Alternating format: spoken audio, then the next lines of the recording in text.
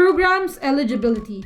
Each program has its own academic requirements that you have to fulfill in order to secure a seat. DLIs have unique ways of assessing your background education. Some will require original copies of your documents to be mailed to them, while some of them scanned copies are enough. So make sure that you know what applies to your program.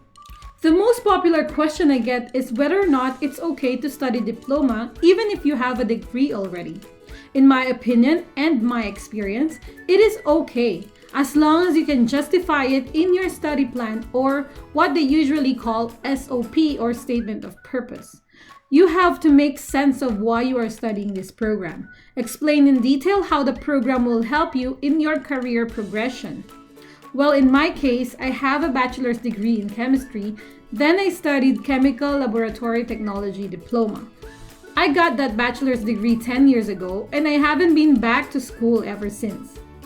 The closest I got is to go to seminars, usually very specific to the line of work that I was doing. Although I was working in a chemical laboratory environment, I needed a refresher for the basics and update for handling new instruments in chemical analysis. Usually in my line of work, if a chemist is focused in a specific industry, let's say food testing, you can be an expert in that particular area, but outside your niche, you're not as sharp as before. That's my story. Also, I want to focus on chemistry lab instrumentation, and the CLT curriculum is heavily loaded with that. The program also has subjects that I didn't study before. So this diploma program is a value-added credential to my career progression. Be clear and detailed with your explanation in your study plan.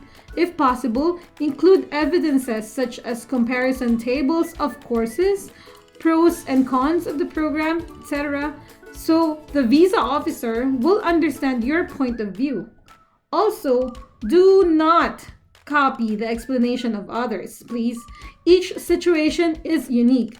I suggest that you try to get an idea from other people's experience and apply that to your situation, but do not copy to avoid plagiarism. Creating an effective study plan is included in this video series, so make sure you are subscribed to this channel if you need help in that topic.